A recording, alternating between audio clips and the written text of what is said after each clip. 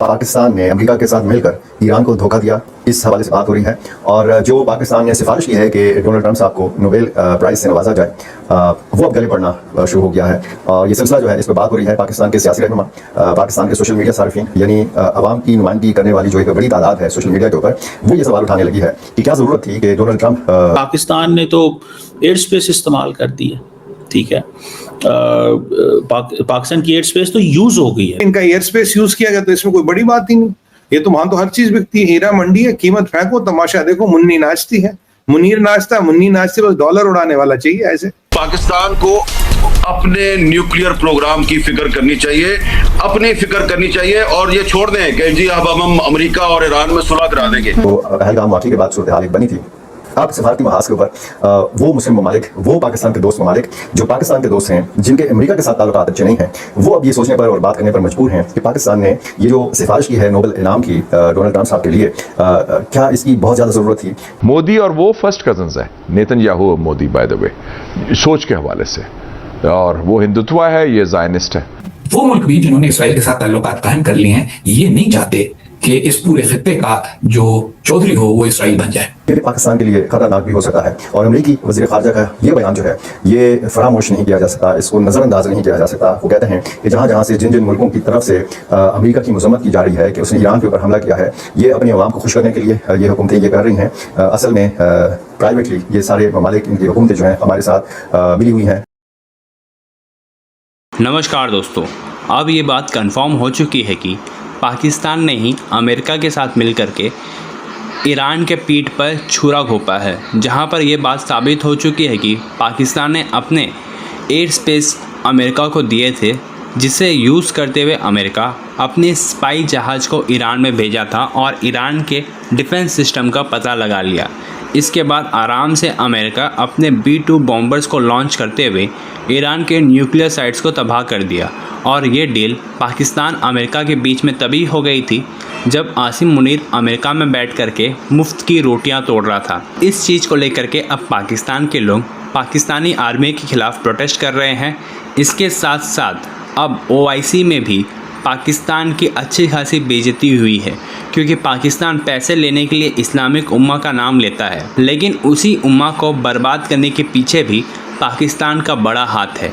तो चलिए इसी पर आगे पाकिस्तानी मीडिया का रिएक्शन देखते हैं। पाकिस्तान ने अमेरिका के साथ मिलकर ईरान को धोखा दिया, इस हवाले से बात हो रही है। और जो पाकिस्तान ने सिफारिश की है कि डोनाल्ड ट्रंप साहब को नोबेल प्राइज़ से नवाजा जाए, वो अब गले पड़ना शुरू हो गया है। और ये सिलसिला जो है, इस पर बात हो रही है। पाकिस्तान के सियासी रहनुमा, पाकिस्तान के सोशल मीडिया सार्फिन, यानी अवाम की नुमाइंदगी करने वाली जो एक बड़ी तादाद है सोशल मीडिया के ऊपर, वो ये सवाल उठाने लगी है कि क्या ज़रूरत थी कि डोनाल्ड ट्रंप जैसे शख्स को नोबेल इनाम के लिए नामजद किया गया, या इस नामजदगी की सिफारिश की गई पाकिस्तान की तरफ से। अब उस आला दिमाग को ढूंढा जा रहा है जिसने ये तजवीज़ पेश की थी कि इस किस्म की सिफारिश की जाए।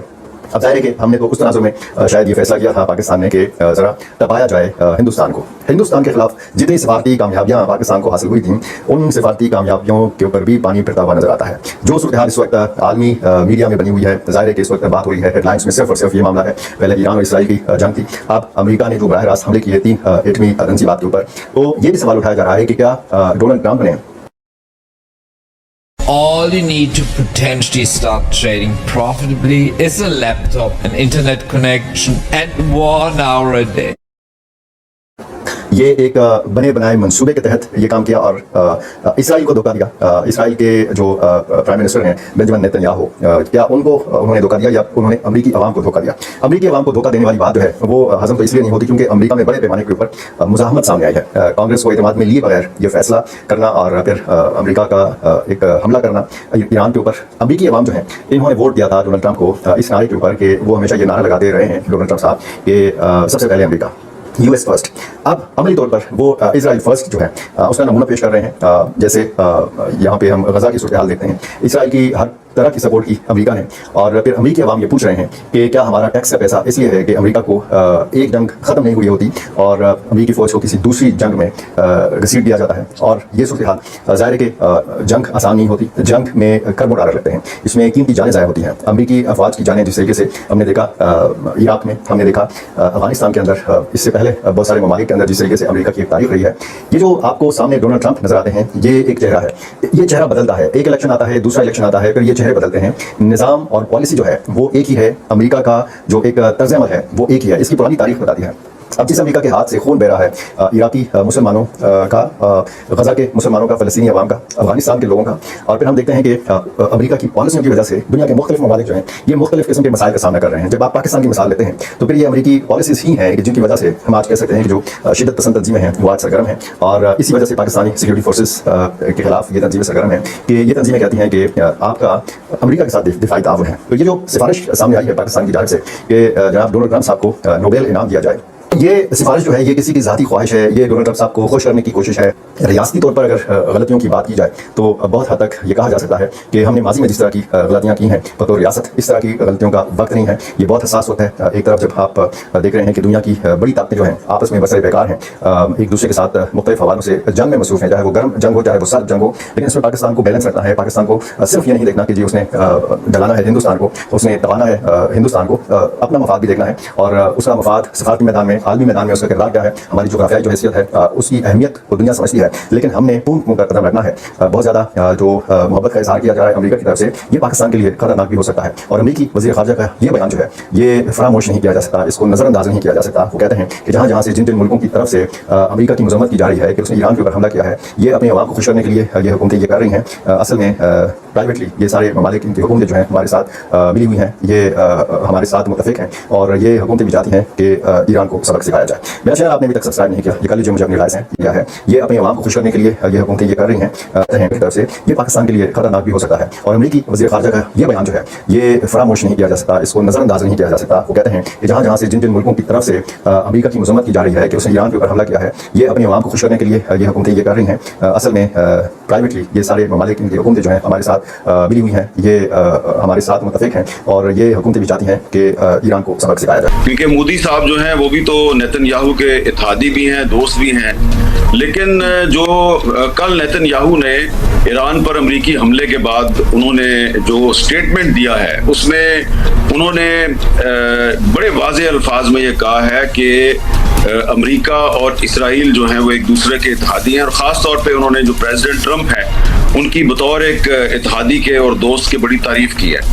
और हमें ये बात नहीं भूलनी चाहिए कि ये जो पिछले 8-10 दिन गुजरे हैं इसमें इसराइल और अमेरिका ने मिलकर जो डिप्लोमेसी है उसको एक जंगी हथियार के तौर पर इस्तेमाल किया है।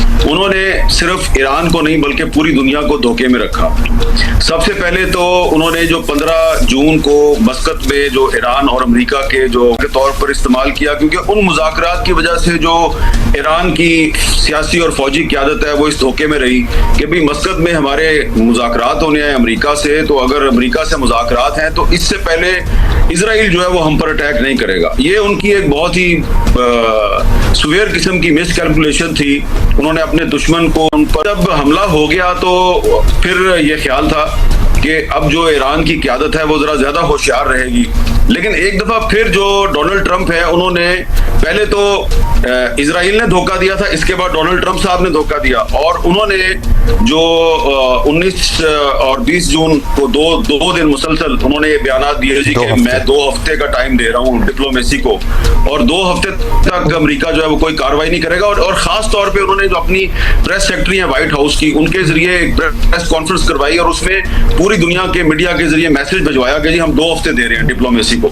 लेकिन उन्होंने उस प्रेस कॉन्फ्रेंस के अगले ही दिन जो है वो ईरान पर हमला कर दिया। एक दफा फिर जो है वो ईरान को पता नहीं चला कि जी ये हमारे साथ फिर धोखा हो रहा है। तो अब मेरा ख्याल है कि जो इजराइल और अमेरिका का जो अलायंस है वो पूरी दुनिया के सामने है, और अब कोई अगर ये समझे कि जनाब हम ईरान और अमेरिका के दरमियान कोई हम डिप्लोमेटिक सोल्यूशन जो है उसके हवाले से को ब्रेक थ्रू कर सकते हैं, तो मेरा ख्याल है कि मैं लफ्ज़ इस्तेमाल करूंगा कि अहमकों की जन्नत में रहने से बेहतर है कि आप अपने आप को देखें, अपने घर को ठीक रखें और अपने न्यूक्लियर प्रोग्राम की हिफाजत करें।